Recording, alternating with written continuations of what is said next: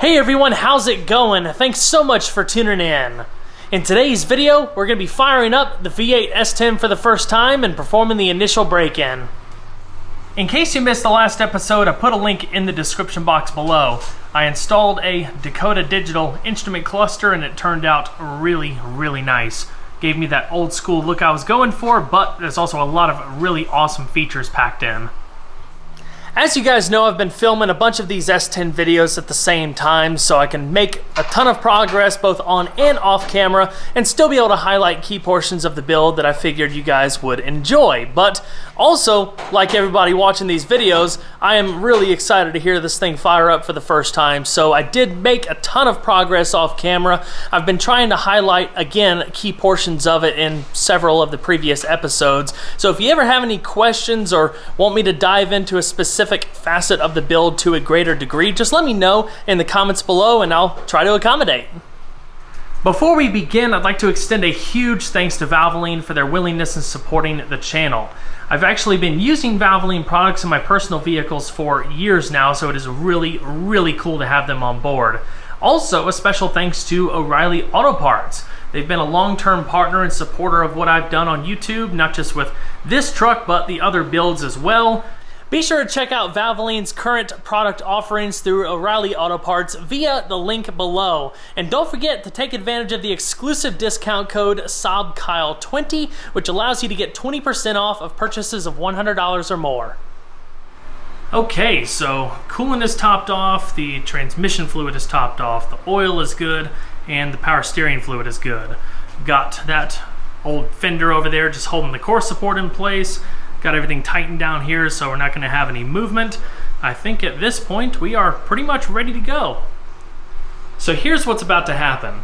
Once the engine fires up, hopefully it fires up, that's kind of an important first step, we're going to get the base timing set to make sure there are no obvious problems, and then run the engine for about 20 minutes between 2 and 2500 RPM to break in the new camshaft.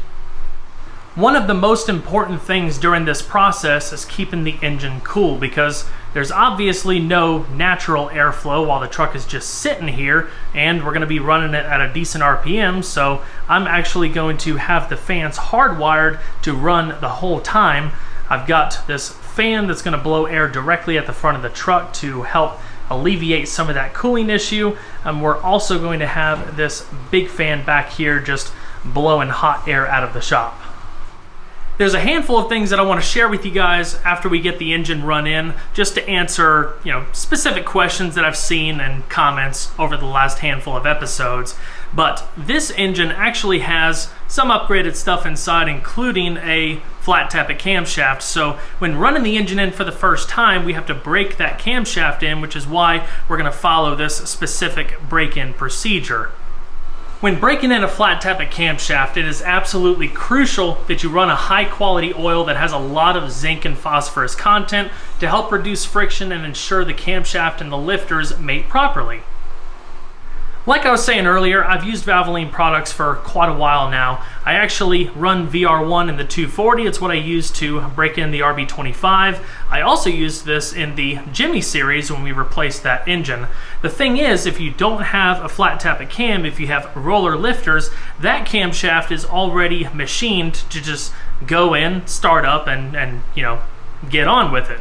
But with the flat tappet cam, during the break-in process, the engine is basically machining it smooth to, again, mate with the lifters and, do it all internally. It's just a different process, but having the zinc and phosphorus content, having the additional friction modifiers and everything helps ensure that, you don't have anything crazy going on with more friction than you need to, because friction leads to shavings and then bigger shavings and bad things. All right, guys, moment of truth. We're gonna crank it over and try to set base timing. You ready? Yes, sir.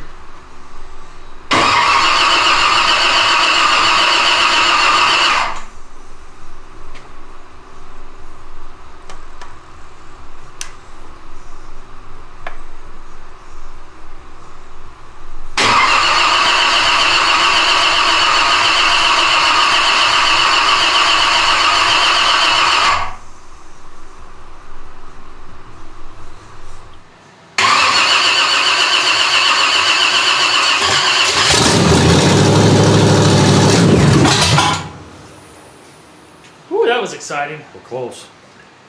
Very close, but I didn't look down. Ready? Yep.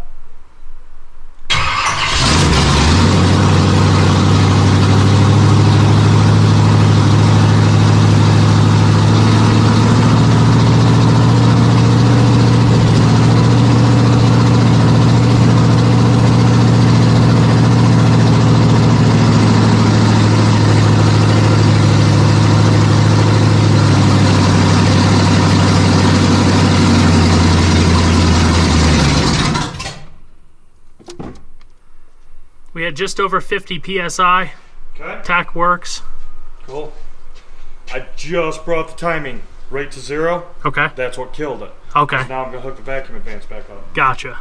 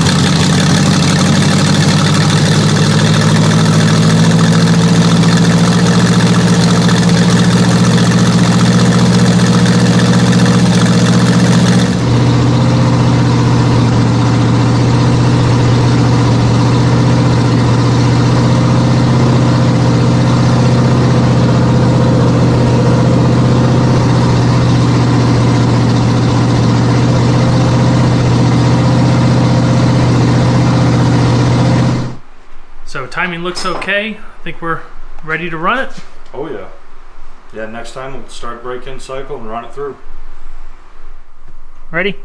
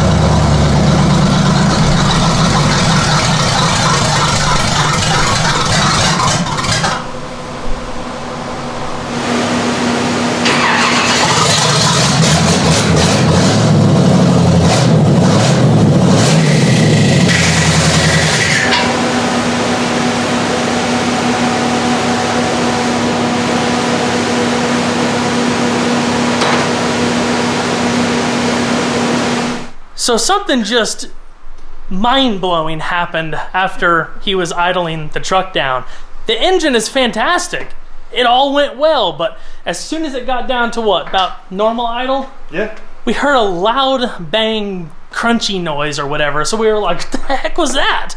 So we're looking around, can't see anything. We were thinking maybe the starter Bendix or something hit the flex plate, but no, that wasn't the issue. What happened, Joe? Well, the torque converters are balanced. Yeah? Had 2 welds on the weight brake. Yeah. So it folded at 180 degrees the wrong direction. Yeah, and hit the transcooler lines, got up in the bell housing, all of that. So I've worked on tons of cars and I've never seen something like that happen. At least it was got on camera. That's the YouTube thing. And the motor's perfect. That's all that matters. It was built in a shop or in a barn or somewhere. We know more about the transmission and the belt or torque converters just come unglued than we do about this motor. What the heck? And that's perfect. So, okay. I mean, I shouldn't laugh, but that's pretty impressive. I know you can't use what I just said, but I'll beep it out. I think I got a beep sound effect somewhere. Perfect.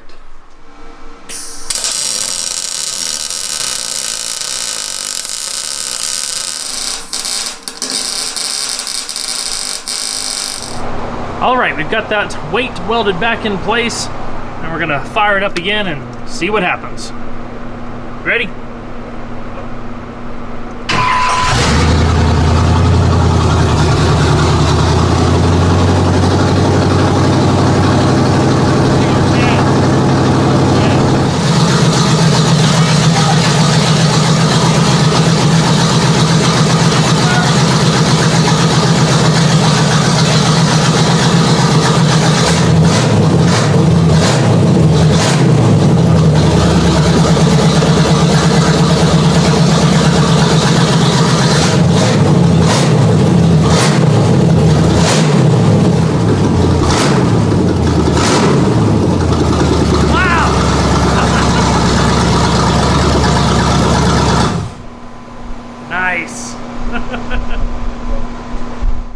That was incredibly exciting, to say the least, even with the little snafu with the torque converter. But one thing I've learned when working on projects, there's always going to be some unexpected obstacle that rears its ugly head that you're just going to have to work around. You can either, sometimes laugh about it or cry about it or both. But everything seems okay now. The engine, the most important thing, the engine sounds strong, it sounds healthy, it runs phenomenal. This thing is gonna be so much fun. Of course, there's a little, handful of other things I need to address that we just discovered during the process. Some oil leaks and stuff, nothing major. I am, however, gonna have to change up my fuel system a little bit. If you guys remember earlier in the video when Joe was idling the engine down after the break-in process was finished, the engine basically fell flat on its face. I didn't include any of the clips after that because there wasn't a lot going on, but we just had to let the engine cool down quite a bit before it would fire back up because we were experiencing a vapor lock situation. We could actually look in the clear fuel filter right here and see the fuel boiling. That's one downside of using gasoline with ethanol content. The ethanol actually lowers the vapor threshold compared to a non-ethanol gasoline, so obviously with this break-in process, everything around here gets super, super hot. And the carburetor, especially when idling, can only take in so much fuel, so there is residual fuel sitting in the line because I don't have a return style mechanical pump on the engine at the moment. So all of the fuel that was sitting in there not being taken up by the carb was heating up to the point, again because it has the lower vapor point, that it was boiling in the lines and not getting up to the carburetor as efficiently as it should. I ended up going to O'Reilly yesterday afternoon and I picked up another mechanical fuel pump that has a return fitting on it because I left all of the original fuel plumbing in this truck. So where the fuel lines are coming out of the driver's side frame rail, I still have a fitting for a return line. So what the return will do is allow the fuel to constantly cycle. So the pump is going to be pumping up cool fuel from the tank, and then anything that is residual and not being taken up by the carburetor is going to go out the return and back to the tank. So we don't have gas sitting stagnant right here and getting too hot. It's just going to continuously cycle. At the beginning of this series, before I decided to do a V8 swap and the whole Restomod route, I actually replaced the factory in-tank electric fuel pump sending unit assembly because when I bought it, the truck wasn't running, and well, I got it running. Because I ended up using a mechanical fuel pump up front, I had to eliminate the electric fuel pump back here. The simplest way to go about doing this and still make everything operate as if it came from the factory was getting a sending unit assembly from a carbureted S10. So like an early to mid 80s S10. It has all of the same fittings, so the fuel feed, return, and everything else, but it obviously has a simpler wiring harness because you have the one wire that feeds the gauge in the cab and of course a ground. Well, as always, I have a whole bunch of stuff to do, so I'm going to wrap this video up with a quick oil change. We're going to take a look at the break-in oil and make sure there's no craziness going on, and then fill it all back up with some full synthetic 1030 VR1.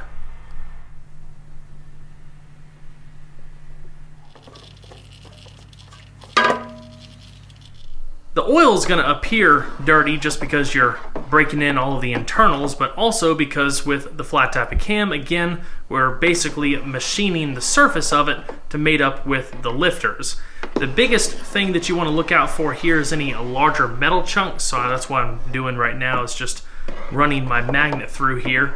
You're gonna see a little bit of metal, but you don't want big metal, so like looking at the end of the magnet right here, this is looking really good. I also decided to cut open the oil filter to see, what it actually captured, and everything looked pretty clean. Of course, I thought I hit the record button on the camera, and I forgot and threw all that stuff away, but aside from checking the oil, you can also check the oil filter itself.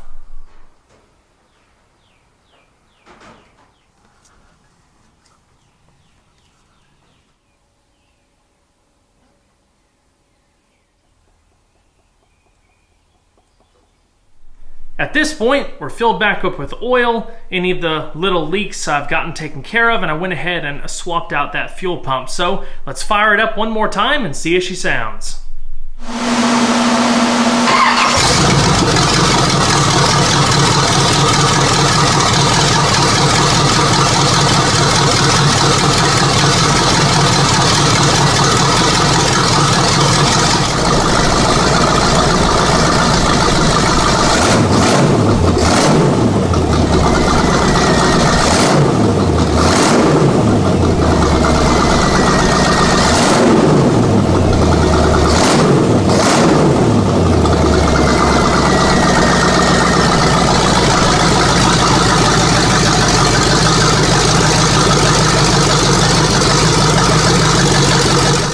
On that note, I hope you all enjoyed the video. Don't forget to leave a like below, it really helps the video a lot. And if you haven't subscribed already, consider doing so and check that notification bell so you can get properly notified of all of the new content. As always, there's a lot more where that came from, so I'll see you guys on the next one. Take care.